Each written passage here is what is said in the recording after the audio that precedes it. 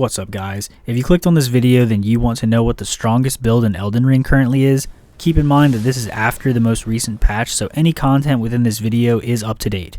This is one of those builds where you really want to go and take advantage of this right now, especially if you're having issues with the final boss, because this will most likely be patched in the next update. So with that quick intro out of the way, let's just dive right on into what you need for this to work. We are taking advantage of the new Impenetrable Thorn sorcery that dropped with the DLC. When paired with the proper equipment and with a hefty arcane level to boost blood loss, this attack can literally make Radahn just fall over. So before we get too far, I just want to go ahead and show you how to get your hands on this new sorcery. You want to head over to the Dark Chamber entrance, Site of Grace, and then just follow the path that I take directly to the sorcery.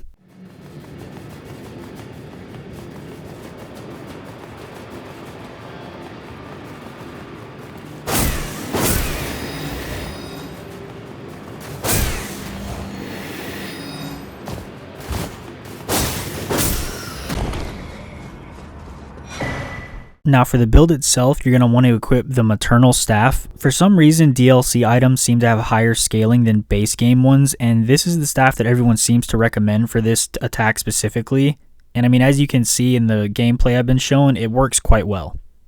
You're going to want to equip a seal so that you can use your Flame Grant Me Strength and Golden Vow buffs. I prefer the Dragon Communion seal. For armor, you want to have the White Mask equipped. This headpiece in particular will increase your damage when there is blood loss in the area, and this is going to synergize very well with the Thorns sorcery. For your chest piece, you want to have the Leda's armor equipped. This is a new armor set in the DLC, and essentially what this particular item does is that when you do a roll or a quick step backward, it'll actually increase your next attack damage. And I found this very effective, especially in the final boss fight when you're constantly dodging and moving around. For arms and legs, I have the Rakshasa pieces equipped respectively. This is also a new armor set, and it increases the damage you deal, but it also increases the damage that you take, and it works out perfectly in this case because you're only equipping the gauntlets and the boots. Now for the talismans, my first one is going to be the Radagon Sword Seal. All this does is increase a bunch of your stats, primarily in this case dexterity, and in my opinion it's worth the possible extra damage that you can take, especially when you're fighting bosses like Radahn who are just going to one or two shot you in the first place. Next we have the Graven Mass Talisman, and all this does is increase the potency of your sorceries, pairing well with the new Thorn one that we'll be using.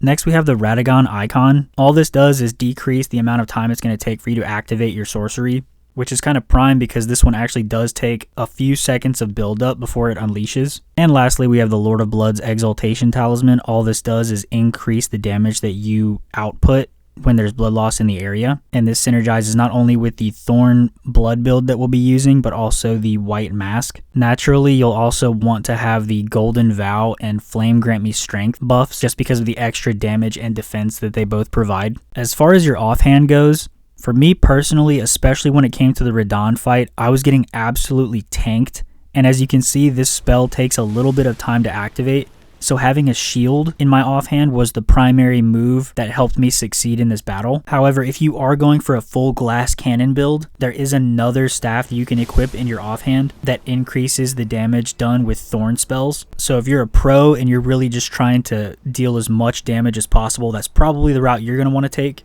But for me personally, I prefer to have some kind of a defensive mechanism when fighting the tankier dudes. And yeah, that's all there really is to it. Pretty much you're going to walk up to a boss room, activate your Flame Grant Me Strength, your Golden Vow, enter the boss arena, summon a Mimic Tear if that's what you're about, and pretty much everything in the game will fall over. Like I said, I highly recommend that you take advantage of this build ASAP because this will absolutely be patched soon. It's honestly amazing that it wasn't patched in the most recent update. The rest of the gameplay is just going to be me tanking Radahn, so hopefully you found this video helpful. Leave a like, and thank you so much for watching.